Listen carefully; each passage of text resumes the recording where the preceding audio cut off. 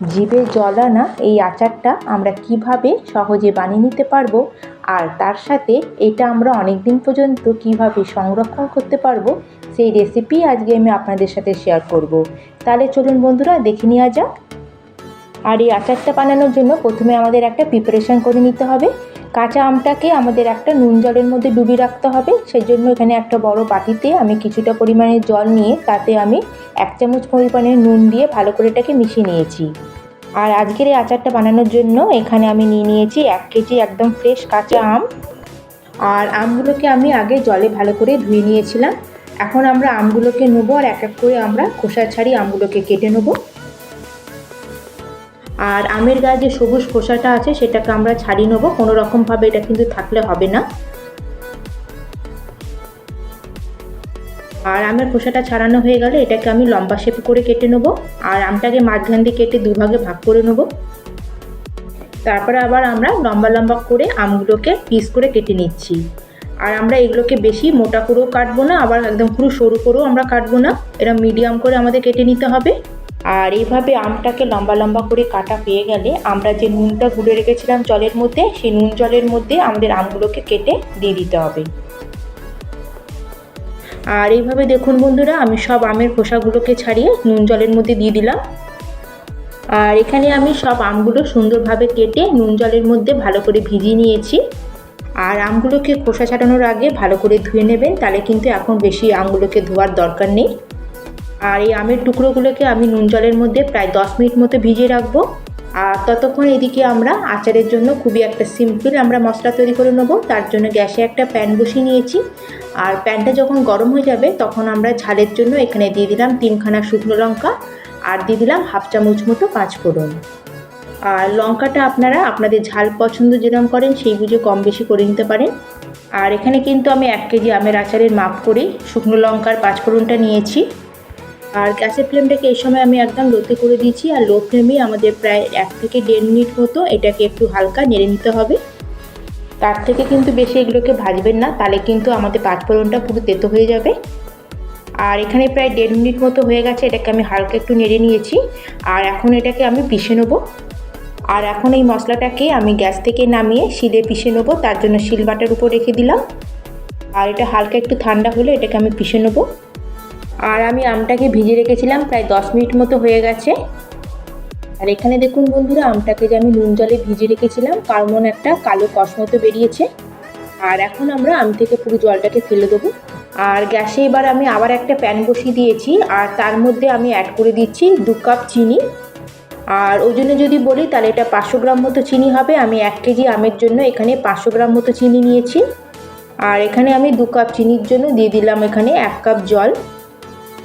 আর এখন আমরা ভালো করে চিনির সাথে জলটাকে মিশিয়ে নেবো যতক্ষণ না চিনিটা পুরো ভালো মতো মেল্ট হয়ে যাচ্ছে। আর এখানে দেখুন বন্ধুরা, চিনিটা খুব ভালো মতো জলের মধ্যে গুলে গেছে আর এটা ফুটতে শুরু হয়ে গেছে। আর চিনিটা যখন ভালো মতো মেল্ট হয়ে যাবে সেই সময় এখন আমি এর মধ্যে অ্যাড করে দেবো অর্ধেকটা পাতিলেবুর রস। আর তার সাথে দিয়ে দিচ্ছি 2খানা এখানে তেজপাতা। আর তার সাথে এখানে দিয়ে দিলাম 1/2 চামচ মতো হলুদ গুঁড়ো। আর তার সাথে সুন্দর একটা কালারের জন্য এখানে আমি দিয়ে দিচ্ছি 1/2 চামচ পরিমাণে কাশ্মীরি লঙ্কা পাউডার। আর এখন আমরা সব কিছুকে ভালো করে আমাদের চিনির রসের মধ্যে মিশিয়ে নিতে হবে। আর আজকের এই আচারটা আমি ঘরে থাকা সাধারণ উপকরণ দিয়ে খুবই সিম্পলভাবে বানাচ্ছি। তাছাড়া আজকের এই আচার বানানোর জন্য আমরা কিন্তু কোনো রকম তেলের ব্যবহার করিনি। তেল ছাড়া যে এত সুন্দর আচার বানানো যায় সেটা আপনারা না দেখলে বিশ্বাসই করতে পারবেন না। আর চিনির রসটা যখন এখানে ফুটতে শুরু হবে সেই সময় আমাদের যে কেটে রাখা আমের পিসগুলোকে ছিল সেগুলোকে সব এর মধ্যে দিয়ে দেবো। আর আমগুলোকে চিনির রসের মধ্যে দেওয়ার পরে এখন আমরা এগুলোকে উল্টে পাল্টে ভালো করে চিনির রসের মধ্যে মিশিয়ে নেবো। আর আমটাকে এইভাবে উল্টে পাল্টে আমি ভালো করে চিনির রসের মধ্যে মিশিয়ে নিয়েছি। আর এখন আমরা গ্যাসের ফ্লেমটাকে মিডিয়ামে করে দেবো। আর মিডিয়াম ফ্লেমে আমটাকে কভার করে দেবো প্রায় 10 মিনিটের জন্য। এতে কী হবে, আমাদের আমটা খুব ভালো মতো সেদ্ধ হয়ে যাবে। আর যতক্ষণ এদিকে আমটা আমাদের সেদ্ধ হচ্ছে ততক্ষণ ওইদিকে আমাদের যে 5 ফোড়ন শুকনো লঙ্কা ছিল সেটাও হালকা ঠান্ডা হয়ে গেছে। এখন এটাকে আমি শিলনোড়াতে এটা গুঁড়ো করে নেবো। কিন্তু এটাকে আমি একদম মিহি করে গুঁড়ো করব না, এটা আধ ভাঙা মতো গুঁড়ো করে নেবো। আর এখানে দেখুন বন্ধুরা, আমি আধ ভাঙা করে নোড়াতে গুঁড়ো করে নিয়েছি। আর এরকম আধ ভাঙা থাকলে আচারে খুব সুন্দর একটা ফ্লেভার আসবে মশলার। আর খাওয়ার সময় যখন মুখে পড়বে দেখবেন খেতে খুবই ভালো লাগবে। আর এদিকেও প্রায় 10 মিনিট মতো হয়ে গেছে, মিডিয়াম ফ্লেমে আমি আমটাকে সেদ্ধ করে নিয়েছি। আর এখানে আপনারা দেখে বুঝতে পারছেন আমটা আমার ভালো মতো সেদ্ধ হয়ে গেছে। আর এই দেখুন, আর এখন আমি এই পর্যায়ে এখানে অ্যাড করে দিচ্ছি নুন। নুনটা আপনারা এখানে বুঝে দেবেন, কারণ আমরা আমটাকে নুন জলের মধ্যে আগেও ভিজিয়ে রেখেছিলাম। আর এখন এর মধ্যে অ্যাড করে দিচ্ছি আমাদের যে ভাজা মশলা, যেটা আমরা এখন শিলনোড়াতে পিষে নিয়েছিলাম। আর এই সময় আমি এর মধ্যে অ্যাড করে দিচ্ছি 1 চামচ পরিমাণে ভিনিগার। আর ভিনিগারটা দেওয়ার পরে এখন আমরা নেড়ে চেড়ে হালকা হাতে এটাকে ভালো করে মিশিয়ে নেব। আর এই ভিনিগারটা অ্যাড করলে আমাদের আচারটা অনেক দিন পর্যন্ত আপনারা ভালো রাখতে পারবেন।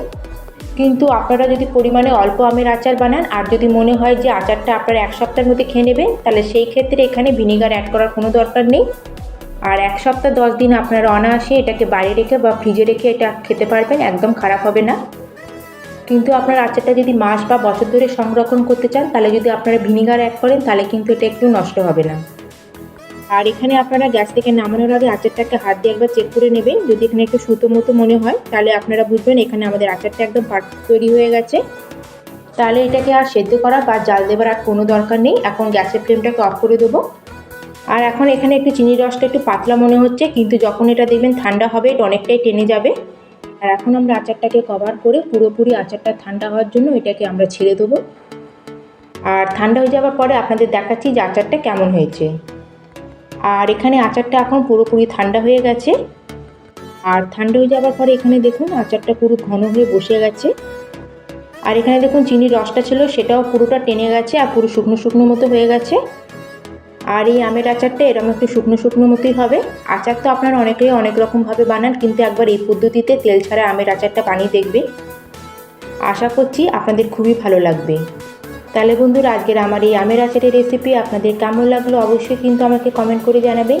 ভালো লাগলে লাইক করবেন, শেয়ার করবেন, আর চ্যানেলে যদি নতুন বন্ধু হয়ে থাকেন প্লিজ চ্যানেলটিকে সাবস্ক্রাইব করে দেবেন। তাহলে আজকের মতো আমি এখানেই শেষ করলাম, আবার চলে আসবো অন্য একটি নতুন রেসিপি নিয়ে। ধন্যবাদ।